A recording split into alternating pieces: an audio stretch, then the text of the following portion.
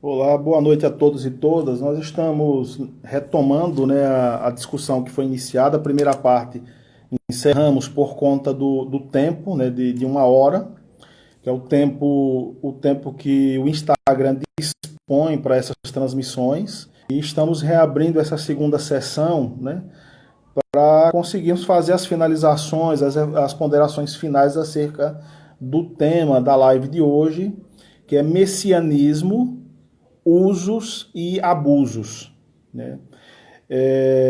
Como sempre, né, essas discussões estão sendo realizadas semanalmente, né, às quartas-feiras, com o título de Teologia e Afins, e em parceria com o professor Romero Venâncio, que é do Departamento de Filosofia da Universidade Federal de Sergipe. Então, hoje, como já anunciei, nós estamos refletindo sobre o messianismo, seus usos e abusos, né? Nessa primeira parte, né, tanto o professor Romero, como eu também fizemos algumas considerações sobre o tema, que é impossível ter cuidado, né, compreender os aspectos positivos dos movimentos messiânicos, né, que estão muito enraizados em símbolos religiosos muito fortes e presentes no Ocidente, né, de tradição judaico-cristã, mas que também há abusos, né, desses símbolos religiosos, né, manifestações abusivas em torno desse símbolo, esse símbolo da figura messiânica ou de elementos milenaristas também. Então foi basicamente isso que a gente começou a discutir, dentre outras questões. Eu vou adicionar o professor Romero à conversa para nós continuarmos nesta segunda parte.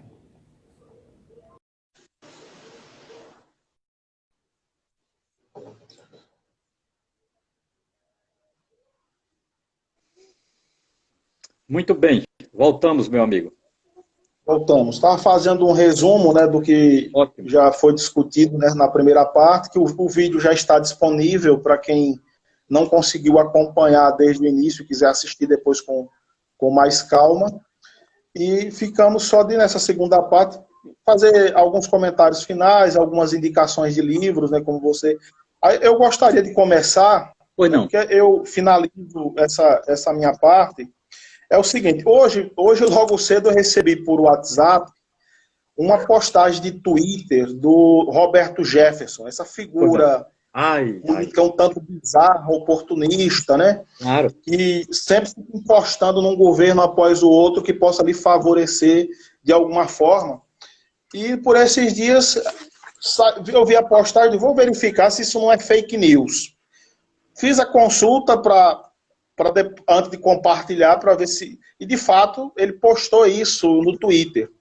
O que ele postou foi o seguinte: a direita está unida por Cristo, sentada à direita de Deus Pai Todo-Poderoso. Nossa trindade é Pai, Filho e Espírito Santo. Messias Bolsonaro é nosso líder. Devemos poupá-lo e lutar por ele. Nós brigamos, ele governa. Trindade, ele é o líder, nós os liderados, o céu, nosso teto. Nossa Senhora. Então, pronto, Coisa bem isso nojenta. aí. Então, é esse tipo de abuso, né, que a gente está, de Claro. uma certa forma, chamando a atenção, né, de abusos, né, de abuso para símbolos religiosos, símbolos teológicos, que são usados para atrair, provocar paixões das pessoas, né? Paixões religiosas, sentimentos religiosos que estão, de uma certa forma, inconscientes, mas que podem ser despertados e conduzidos para interesses muito bem particulares de certas figuras políticas nocivas, como este aqui. Aí, veja só, o que é que eu observo? Isso eu tenho visto também outros religiosos fazendo, que é esta associação essas coordenadas que a gente costumeiramente usamos para identificar os posicionamentos políticos, né? Direita, esquerda, centro, né? de que, para dizer assim, que a direita está associada à ideia de estar à direita de Deus e, portanto, ocupa uma posição privilegiada de aprovação divina. E que a esquerda é tudo que se opõe, né, que se opõe a Deus e se opõe àquilo que é divino. Exatamente. Não entendendo essas coordenadas políticas. E esse uso religioso da palavra direita não possui origens iguais. Essa coisa de direita, esquerda, centro, que a gente acaba usando, isso foi extraído da Revolução Francesa e tem muito a ver com as posições ocupadas nos parlamentos europeus. No caso da Revolução Francesa, no centro você tem o regime, o governo. Claro. Os que se sentavam à direita eram aqueles que queriam a manutenção daquela ordem política. Claro. Os que se sentavam à esquerda eram os opositores, os que queriam a revolução, os que queriam a mudança, né? Os que queriam a alteração daquela ordem que estava ali implantada na França durante aquele processo que acabou culminando na Revolução Francesa.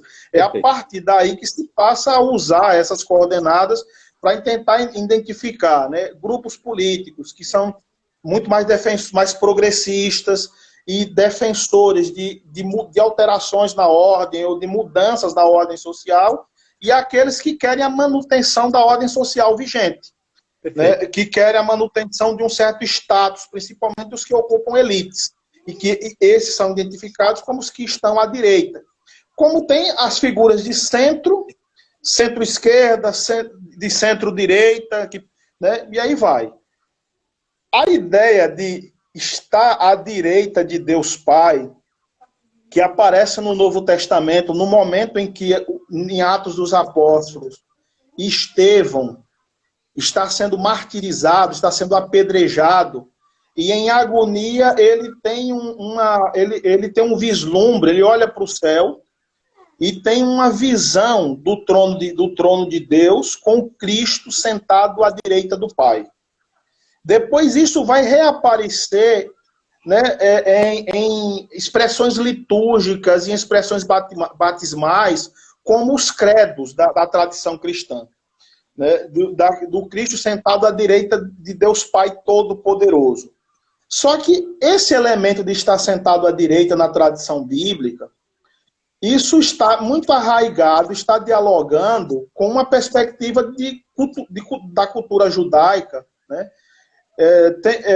Que o que está à direita na cultura judaica é aquele que ocupa uma posição de predileção, é aquele que é acolhido, que é amado. Um exemplo que eu uso das próprias narrativas bíblicas para explicar isso está no livro do Gênesis, quando Raquel, que é uma das esposas do patriarca Jacó, perfeito, ela vai dar à luz ao seu segundo filho, que ela deu à luz a José, né, que foi governador do Egito, e deu à luz a Benjamim.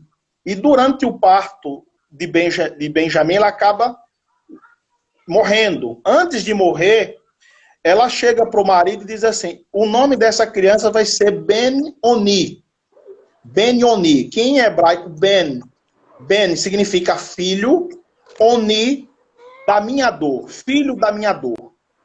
Quando Raquel morre, Jacó diz: não, de modo nenhum eu vou chamar essa criança de filho da minha dor, já que era o costume judaico de dar nomes com significados aos filhos. Eles não vai ser filho da minha dor. O nome não vai ser Ben-Oni, mas Ben-Yamin, que vai virar Benjamim, em forma aportuguesada. Ben-Yamin significa filho da minha destra, filho da minha mão direita. Que na cultura judaica, aquele que está à direita de alguém significa alguém que é amado. Então, o que basicamente significa estar à direita é ser amado. Então, a visão de Estevão, do Cristo à direita do trono divino, só está dialogando com essa tradição judaica. Dialoga, por exemplo, com a visão batismal, o momento do batismo por João Batista. Este é meu filho amado em quem tenho prazer, por exemplo. Os autores estão apenas vislumbrando isso. Aí o cara vem e associa isso à ideia do movimento político de direita. Né, de direita. Depois, ele coloca a direita em termos dessa posição política, como estando sentada à direita de Deus Pai. A direita está unida por Cristo, sentada à direita de Deus Pai Todo-Poderoso. Nossa trindade é Pai, Filho e Espírito Santo. Messias Bolsonaro é nosso líder. Aí ele escreve líder com L maiúsculo. Né? Com L maiúsculo. Mas o que é um absurdo, né? Eu digo assim, um exemplo de abusivo de símbolos religiosos para despertar paixões que estão muito inconscientes no povo, é que ele coloca a direita política ao lado do símbolo da Santíssima Trindade. Perfeito. A direita está sentada à direita de Deus Pai. A direita está unida por Cristo, sentada à direita de Deus Pai. Né? Isso eu recebi hoje. Né? Essa figura nociva, e o Roberto Jefferson postou isso no Twitter, se aproveitando, é claro, de coisas que estão acontecendo nessas manifestações, como a manifestação de domingo, claro, em que você tem lideranças religiosas indo para os palanques, usando desse tipo de interpretação, né, para os leigos das suas igrejas, para os paroquianos das suas igrejas. É claro que nem todo mundo engole esse tipo de coisa, mas há muita gente se deixando atrair, né, por esse tipo de vislumbre religioso. Era isso que eu queria para concluir, né, essa minha parte. Me diga uma coisa, o som tá bom? Você está escutando bem o meu som aqui? Eu estou. Tá escutando bem? Porque eu achei que o seu estava baixo para mim. O seu som estava baixo para mim. Mas veja bem, eu concordo plenamente com você. Eu acho que se puder escrever esse Twitter do Roberto Jefferson ajuda muito. Porque o que você disse agora merecia estar por escrito para ser divulgado. Porque eu achei uma habilidade maquiavélica. O Roberto Jefferson é a figura mais nefasta da República Brasileira desde Collor. Eu lembro dele na época de Collor. Ele foi o defensor de Collor, o defensor de toda a corrupção, um cara vinculado à corrupção, vinculado à bandidagem. Então, Roberto Jefferson é uma das figuras mais nocivas e desonestas da política brasileira. Inclusive, quem recuperou ele politicamente foi o PT, porque ele foi aliado do PT um tempo, que é lamentável, né? Esse tipo de coisa e tudo mais. E ele fez o que fez com o PT. Então, assim, eu não tenho nenhum respeito por Roberto Jefferson, acho uma figura nefasta, nociva, desonesta, um picareta da história, né, da República Brasileira. Agora, ele sabe muito bem manipular os símbolos religiosos. Perceba, o abuso do elemento messiânico está aí. É isso que eu acho grave. Tal. Então, o que eu queria dizer para encerrar era só fazer uma dica de um livro que você já conhece. Eu já indiquei aqui, vou voltar a indicar, que é esse livrinho aqui, O que é Apocalipse? O que é Apocalipse, do teólogo, historiador Paulo Nogueira. Acho um livro importante. Esse final de semana eu voltei a esse livrinho, O que é Apocalipse, porque eu fiquei pensando nesses elementos messiânicos e como se cruzam elementos messiânicos com esses elementos apocalípticos, essas crenças apocalípticas com elementos messiânicos. Eu adoro esse livrinho por uma razão muito simples. Vou dizer, por duas razões eu recomendo esse livro. Primeiro, ele faz um estudo, ele é um teólogo, faz um estudo por dentro do livro, para, primeiramente, nos tirar o pavor do livro. Então, esse livro, o Apocalipse, é um livro que causa pavor na população, porque é um livro que fala do fim do mundo, fala de besta, fala de besta que veio do mar, fala de elementos, entre aspas, monstruosos. Esses elementos monstruosos simbólicos, eles muitas vezes ou não são interpretados ou são mal interpretados nas igrejas. O Paulo Nogueira, ele faz a tarefa de um grande teólogo, que é interpretar. Então, primeiro elemento, a maneira com que ele interpreta os símbolos grandiosos do Apocalipse, primeira coisa. E a segunda é a leitura teológico-política que ele faz do Apocalipse. Então, o livro do Apocalipse não é um livro de previsões milenares, de previsões loucas, de delírios, de maneira nenhuma. É um livro que trabalha muito com a esperança do povo. O autor ou o narrador que estava na ilha de Patmos estava na condição de exílio. Então, assim, ele trabalha esse símbolo de uma maneira que faz uma análise política e favorável do livro. Então, eu fiquei impressionado da maneira com que ele faz a leitura do livro e ele reverte essa leitura, muitas vezes, de medo, de pavor, para nos colocar um livro que é um livro que trata da esperança. Então, eu acho que essa leitura do Paulo Nogueira do Apocalipse é muito importante. Para mim, altamente recomendável, eu sempre recomendo, tal, principalmente nesses momentos em que muitas vezes tem muita dificuldade de formação na nossa igreja. Então, eu acho que é um livro que serve tanto para quem tem interesse de curiosidade, de conhecer o Apocalipse, tem interesse apenas de curioso, de conhecer o Apocalipse, como aqueles que têm interesse mais a partir da sua fé. Então, é um livro que serve para quem tem fé e é um livro que serve para quem não tem fé, no sentido de querer entender essa ideia de cultura apocalíptica, apocalipse, etc. E tal. Então, essa é a minha referência de hoje, é o livro O que é Apocalipse, do Paulo Nogueira, da editora Brasiliense. Por mim, é isso, Alexandre, por mim está ótimo, eu acho que foi muito boa a live hoje, fico muito tranquilo, e recomendo que você publique a sua análise, eu acho muito importante e atual num momento como o nosso. É isso que eu teria para dizer. Ok, então para quem de repente entrou depois, nós tivemos uma primeira parte de discussão, que o tempo de transmissão da live no Instagram, que foi 1 hora, encerramos essa primeira parte, deixei o vídeo salvo aqui no Instagram, para quem quiser assistir depois com calma, e reabrimos esta segunda parte apenas para fazermos esses encerramentos, né, essas considerações finais. Esse segundo vídeo também vai ficar disponível aqui no Instagram, para quem quiser com calma acompanhar. E é isso. Então a gente tem usado, né, aproveitado este tempo, né, da quarentena para dialogar sobre temas contemporâneos, né, sobre teologia e afins, né, com diálogo também com a filosofia, com a antropologia, com as ciências sociais, com as ciências da religião, e vai.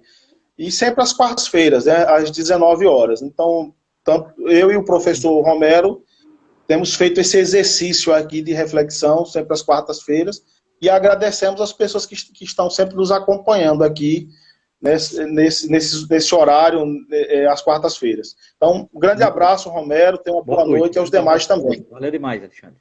Um abraço a todos e todas. Tchau.